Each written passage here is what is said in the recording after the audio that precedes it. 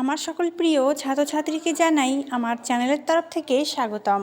তো স্টুডেন্ট, আজকে আমি আলোচনা করব তোমরা যারা কোচবিহার পঞ্চানন বর্মা ইউনিভার্সিটির আন্ডারে পড়াশোনা করছো, তোমাদের সিবিসিএস 6 সেমিস্টার স্টুডেন্ট যারা আছো, তোমাদের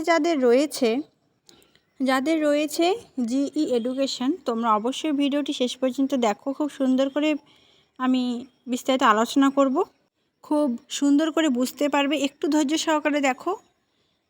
আজকে আমি 15 মার্কের প্রশ্ন আলোচনা করব। পরবর্তী ভিডিওতে তোমরা পেয়ে যাবে 10 মার্কের এবং 5 মার্কের প্রশ্নর সাজেশান।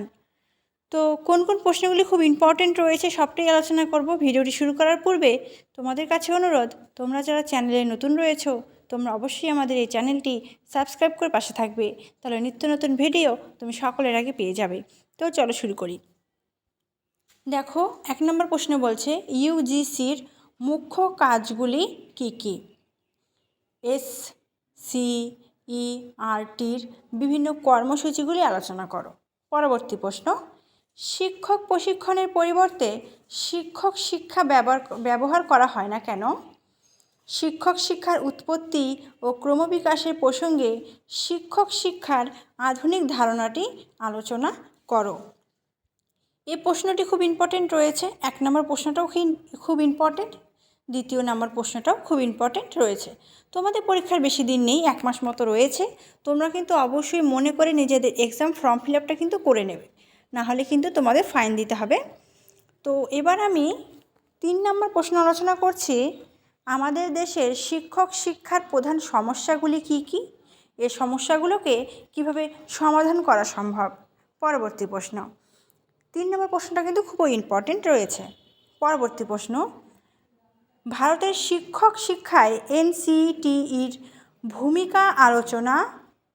ভূমিকার সমালোচনামূলক বিশ্লেষণ করো। পরবর্তী প্রশ্ন, শিক্ষক এবং শিক্ষক শিক্ষা সম্পর্কে জাতীয় শিক্ষা কমিশন 1964 থেকে 66 এবং ভারতের জাতীয় শিক্ষানীতি 1986 মতামত আলোচনা করো।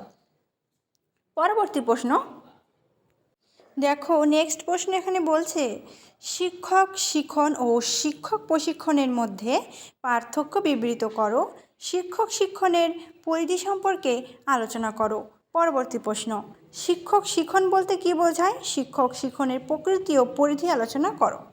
নেক্সট এবং লাস্ট প্রশ্ন যেটা রেখেছি, স্বাধীন ভারতের শিক্ষক শিক্ষার ঐতিহাসিক বিকাশমূলক দিকগুলি ব্যাখ্যা করো। তাহলে বুঝতে পেরেছো কোন কোন প্রশ্নগুলি খুব ইম্পর্টেন্টভাবে পড়তে হচ্ছে। খুব সুন্দর করে আলোচনা করা হলো। আশা করছি ভিডিওটি ভালো লেগেছে।